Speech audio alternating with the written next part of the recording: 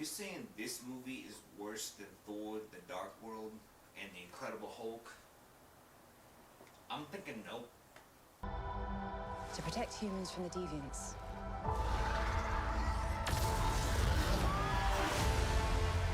Why didn't you guys help fight Thanos? Or any war, all the other terrible things throughout history? We were instructed not to interfere in any human conflicts unless deviants are involved. By who?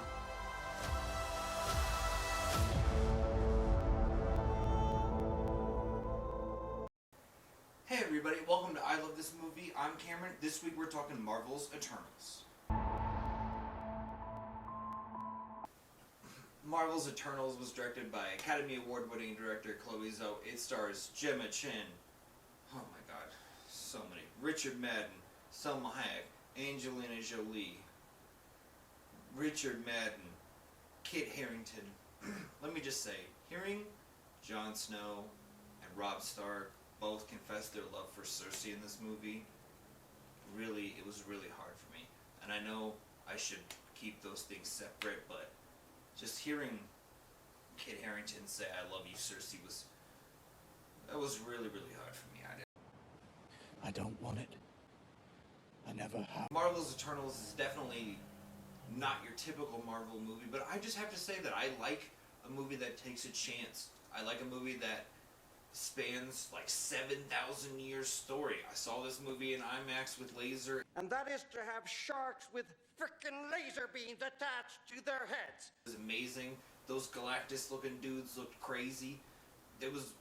I like a movie with a big multiracial, multi-gendered cast. I think that's so important, Growing up, I didn't even think about, how important that would be, because every superhero looked like I did, Spider-Man, Batman, they all look like I did, and now there's all these other superheroes for other kids of other races that can see themselves growing up, and that's awesome. So I love a movie that has a big cast full of, literally colorful characters. I love a cast with different people, different nationalities, different, I just have to give it props on that.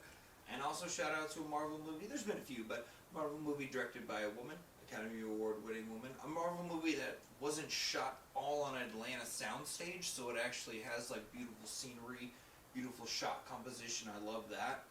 And Gemma Chan is definitely the lead of this film. She definitely is in the most scenes, and she definitely has the biggest role in this film, which I was surprised by, which I liked. This movie also sort of, if you've seen the trailers, if you've seen any promotional for this movie, you know that it mentions the deviants, these other plot, devices, these other mutants that are on the planet, these other creatures that have come to kill humans, and they're not even really a big part of this movie, which I thought was interesting. It kind of throws you a curveball on who the bad guy is, which I always like when a movie, when you go in thinking one thing and it's another thing. I always think that's cool.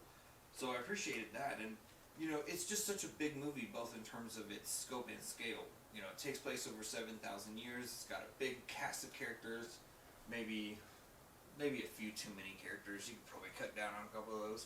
I felt bad for Sprite. She has to be a little kid the whole time, and they make fun of her for it, which I thought was rude, because I was like, I don't know, man, she clearly has some issues about this. I think it would be rude if you made fun of someone that was stuck being a child, like in real life, right? If somebody had like a child Benjamin Button disease, and you're like, you're a kid. I think that would be rude. They're rude to her, and I don't like that,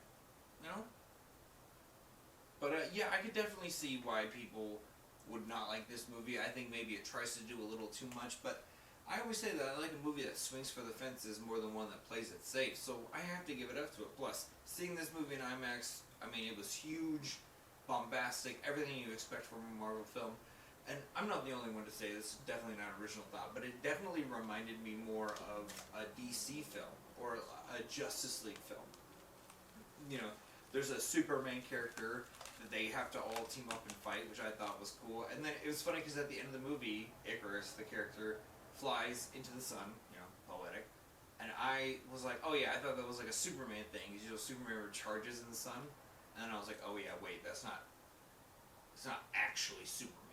So, but yeah, I've seen, you know, some bad reviews for this movie, and I definitely think those aren't merited. I definitely think it's worth not only a watch, but definitely a rewatch. I'm excited to watch this movie again when it comes out on Disney Plus, and you know, I just felt like I had to say something positive about it because I felt like it had been sort of negatively reviewed, and you know, I don't like that, and I think that maybe the negative reviews stem from other reasons, and those reasons are bullshit. So I'm just gonna give you my honest opinion. You know, I like this movie. I think you should check it out. Marvel's Eternals in theaters now. Go check it out. It's a good time at the movies. How long do we have? 7 days.